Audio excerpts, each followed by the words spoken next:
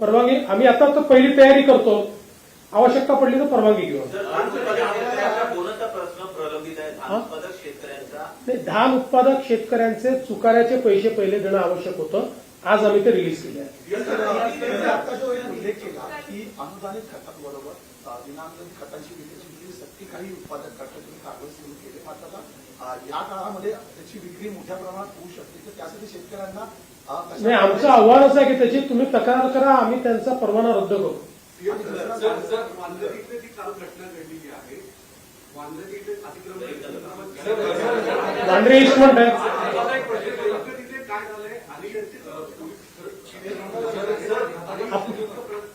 आपण शेतीवरनं मुंबईवर आलेलो आहोत, परंतु असं आहे की त्या ठिकाणी रितसर अतिक्रमण काढण्याची जी काही कारवाई चालली होती त्याच्यामध्ये काही लोकांनी पोलिसांवर दगडफेक केली. दगडफेक करणाऱ्यांवर पोलिसांनी लाठीचार्ज केला. सगळे नियंत्रणात आले. जे दगडफेक करणारे होते त्यांना अरेस्ट केलं. राज्याला गरज असते एका खरी बांधकामात साधारण 16 लाख टन, तर राज्याकडे 5 ते 6 लाख टन सध्या युरियाची उपलब्धता आहे. तर ही खूप अडचणी. नाही, तुम्ही फार कमी सांगताय. आपल्याकडे 25 लाख टन आहे, त्याच्या दुप्पट पाहिजे आपल्याला. पण मी तेच सांगितलं की आपल्याकडे आता जो स्टॉक आहे, उरलेला स्टॉक हा येत जातो. हा आपला बेस्ट स्टॉक आहे, म्हणजे याच्यामधला काही मागच्या वर्षीचा आहे जो कॅरी फॉरवर्ड झालेला आहे. आता या वर्षीचा स्टॉक येईल आपल्याला.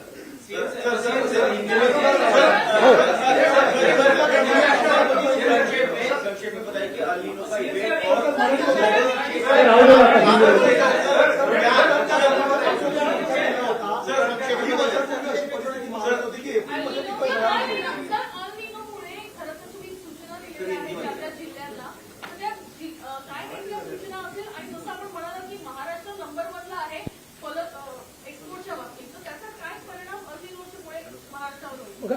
अल निनोचा परिणाम हा वेगवेगळ्या ठिकाणी वेगवेगळा होईल.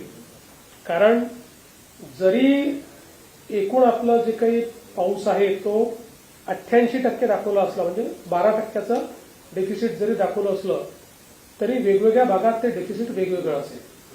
आणि अल निनोचा एक पॅटर्न नसतो. एकाच जिल्ह्यामध्ये काही भागातही पाऊस असू शकतो, काही भागात नसू शकतो. म्हणून साधारणपणे आपल्याला आता जो अंदाज येतोय त्यात अधिक काळजी ही पश्चिम विदर्भ आणि मराठवाडा इथे घेण्याची आवश्यकता आहे, ती आपण घेतो.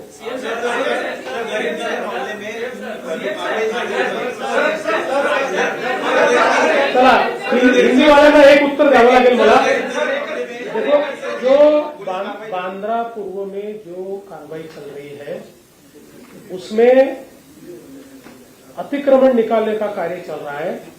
अतिक्रमण निकालते समय कुछ लोगों ने पत्थरबाजी की, पुलिस पर पत्थर फेंके, इसलिए पुलिस ने उनके ऊपर लाठीचार्ज किया, उनको कंट्रोल में लाया. उसके बाद जो पत्थर फेंकने वाले थे उनको अरेस्ट किया है.